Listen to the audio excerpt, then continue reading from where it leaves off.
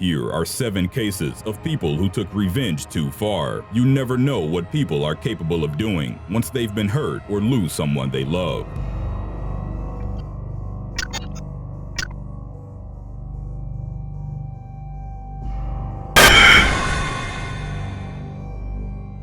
Today's video was requested by Lista. If you have any other topics you'd like to learn about, subscribe and let us know in the comments section below. Number 7. Katie's Revenge.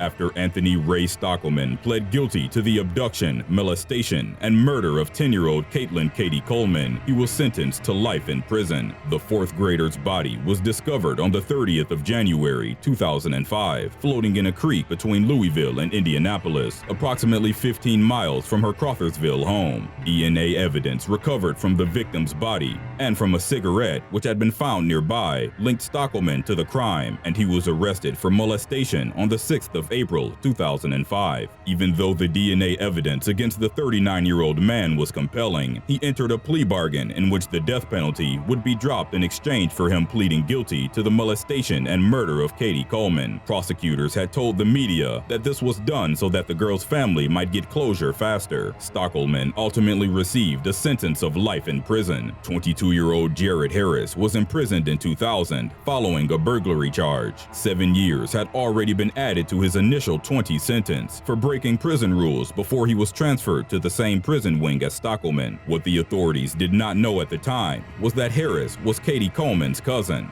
The fact that he and the girl were related was confirmed by Terry Gray, a friend of the Coleman family who often spoke on their behalf. Harris wanted to make sure that neither Stockelman nor whoever encountered him would ever forget his crime and the pain he had caused. 3 days after his transfer, on the 22nd of September 2006, Harris waited until Stockelman's cell was empty and then slipped inside. Once Stockelman entered the cell, Harris locked the door before his cellmate could get in. According to the statement Stockelman had given investigators, as soon as he was inside the cell, Harris grabbed him by the throat and told him that, "I'm either gonna stick you and leave you bleeding, or I'm gonna tattoo you." Harris chose the latter, using a crudely made tattoo gun. Harris then wrote the words "Katie's Revenge" in capital letters across Stockelman's forehead. Afterwards, he left the cell and dumped the tattoo gun in the trash. It is suspected that other inmates might have participated in the attack by holding Stockelman down. Even though applying the tattoo added another year to Harris's sentence, he reportedly expressed no remorse regarding the attack, as he considered it a way of avenging his cousin. He stated that he thought the tattoo was a good job. Harris was charged with battery, and during his testimony, he claimed that Stockelman had agreed to the tattoo, knowing that as long as they would be in the same prison, he would be in constant danger. 2 guards were fired from the prison after a picture of the tattoo was leaked online. For his safety, Stockelman was ultimately moved to protective custody. The prison staff found a medical practitioner who reportedly agreed to remove Katie's Revenge from his forehead for free.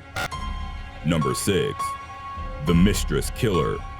Zhang Yufan is a woman in her late 50s who has managed to turn revenge into a business. For more than 20 years, she has been contacted by women from all over China who suspect that their husbands are being unfaithful. It all started in 1996 after Yufan's husband of 16 years had cheated on her with an escort. Yufan, who would later be known as the Mistress Killer and China's #1 female detective, decided to track down her husband's mistress in order to force him to start paying financial support for their son. She proved so effective in her self-taught detective work that it ultimately became her full-time job. In the 90s, she took her first case. An elderly woman had contacted her in order to find out if her son-in-law was having an affair and thus betraying her daughter's trust. Unfortunately, the woman's daughter committed suicide before Yufan could properly begin her investigation. This determined Yufan to set up her own private investigation agency. As time went by, Yufan and her colleagues helped thousands of women find justice against their adulterous husbands. Her best-known case came in 2014 after she was employed by the spouse of Long Jing, a former deputy director for the Shanghai Railway Bureau. Yufan tracked down 17 of his alleged 42 mistresses. Her agency gathers evidence to prove the circumstances under which the affairs took place, and sometimes even help their clients publicly beat up or humiliate mistresses. She and some of her colleagues also started organizing anti-mistress national conferences mistresses, where women can find support after having been involved in adulterous relationships. Yufin believes that mistresses deserve to be stripped of their clothes and then beaten up, and that the punishment should be recorded. The woman, also known as the Mistress Hunter, described one incident for a media outlet, saying that the police saw me. I explained to them she was a mistress. Then several police cars of officers pretended they did not see what happened, so I carried on beating the woman. She became famous and feared by adulterers across the country. The beatings Yufin would help her clients give mistresses became less frequent as the level of surveillance had increased. Her agency, with the help of volunteers, established the Moonbay Emotional Shelter in Beijing, offering legal and emotional support to troubled wives, as well as temporary accommodation. Number 5. Box Cutter Revenge.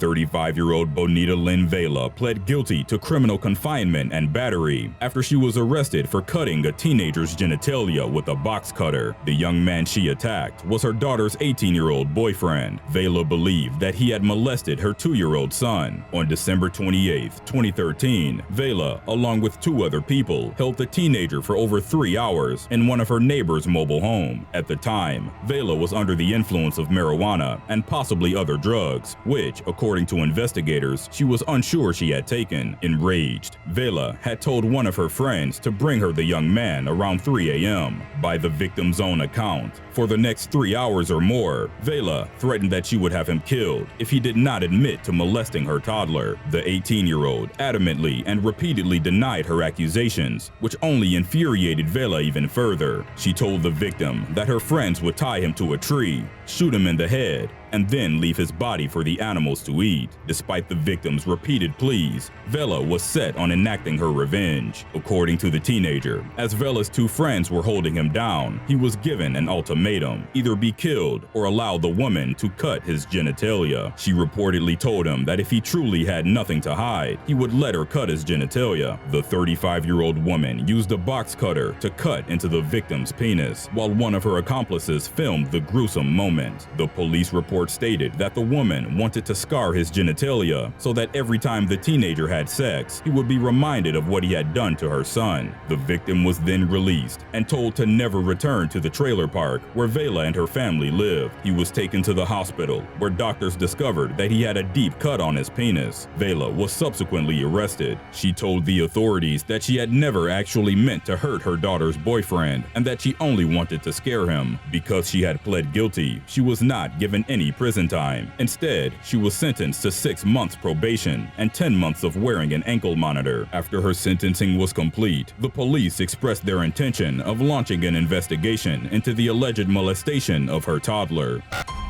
Number 4. Buried alive.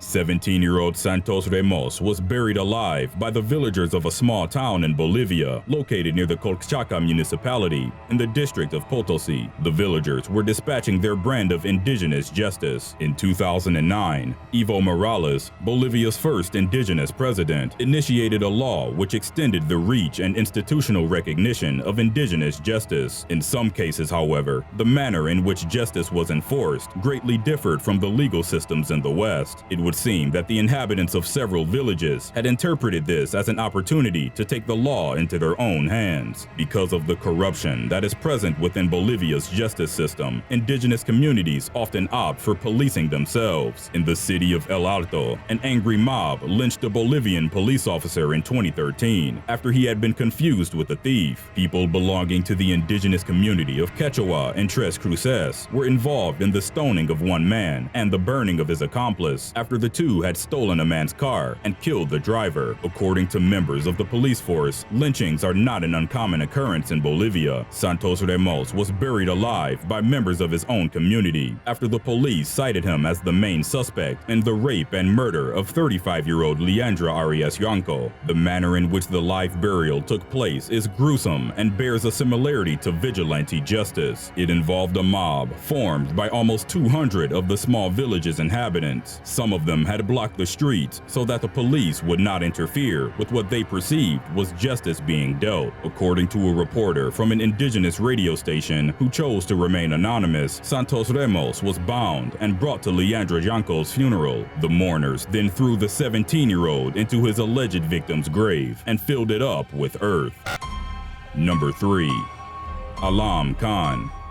Alam Khan was only 12 years old when he witnessed his father being killed by Mohammad Reis, whom he knew as a family friend. The murder took place in 2003 in the Indian state of Uttar Pradesh. It would take 12 years for Khan to fulfill his vow of avenging his father's death. Throughout this time, he had never disclosed the identity of his father's killer to anyone. In 2015, he invited Reis to his home. After he got him drunk, Khan started playing the music at full volume so that none of his neighbors could hear what would happen next. He then took a knife and stabbed Reis to death. Afterwards, Khan used a hammer and hacksaw to cut his body into 12 pieces, one for each year he had waited to enact his revenge. Along with an unnamed accomplice, Khan used plastic bags to pack the severed body parts, which he then threw in a river. When the bags washed ashore, Reis was identified by the police based on a surgery scar that he had on his torso. They then traced the murder back to Khan based on witness testimonies, which cited his house as Reis's last known whereabouts. Upon his arrest, Khan gave a full confession. According to the statement, Police Superintendent Ram Suresh Yadav gave the Times of India, Khan expressed a complete lack of remorse for his actions. Instead, he was reportedly happy that he had finally done it after dreaming about it for so long.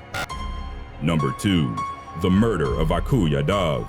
On the 13th of August 2004, Akul Yadav was murdered by a mob of 200 women just as he was ready to stand trial. Yadav and his gang had reportedly raped hundreds of women and terrorized over 300 families during the span of a decade in the slum neighborhood of Kasturba Nagar in the Indian city of Nagpur. As a means of controlling the men, Yadav and his gang reportedly even targeted girls as old as 12 to be gang raped in abandoned buildings. The police reportedly protected Yadav because he would bribe them, and thus he was never charged for his crimes. Furthermore, the police would inform him regarding who had filed complaints so that he could target them for daring to speak up. Even after his arrest, he was still reportedly set to be released on bail, and that is when the situation reached its tipping point. The local authorities had systematically failed to protect the members of their community, and thus, justice took a violent form. The mob murdered Yadav on the white marble floors of the Nagpur District Court. The attack commenced after Yadav had seen one of his rape victims and called her a prostitute. He then threatened that he would rape her again. The woman started to hit him with her sandal, shouting, "We can't both live on this earth together. It's you or me."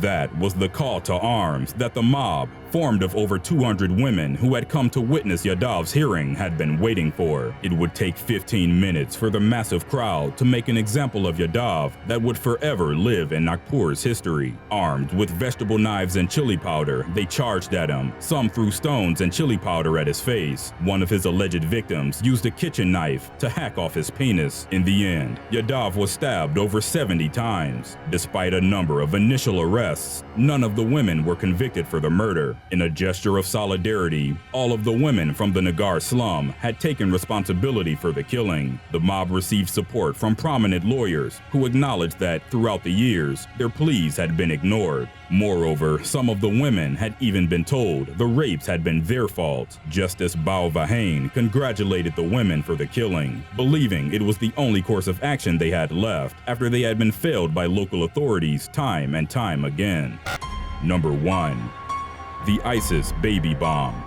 ISIS has been known to use children and teenagers to carry out their attacks and suicide bombings. However, in 2015, the terrorist organization re-emphasized the horrible nature of the stranglehold it has on the territory it controls. In order to teach trainees how to assemble booby traps and improvised explosive devices, the group used a living human being as target practice. In their demonstration, ISIS members strapped a live baby to an explosive device, which was then remotely detonated. The horrifying incident is believed to have taken place at an ISIS training camp in the province of Salahuddin in northern Iraq. The boy's father had reportedly killed several ISIS militants. After he was executed, ISIS enacted their revenge by attaching his child to the booby trap in an attempt to show the world what would happen to those who betrayed or opposed them. When he was just 16 years old, Daniel Petrick shot both his parents in a dispute concerning the Halo 3 video game. According to court short testimony belonging to his sister Heidi Petrick, Daniel began playing the game when he was housebound after he developed a staphylococcus infection following a ski jet injury.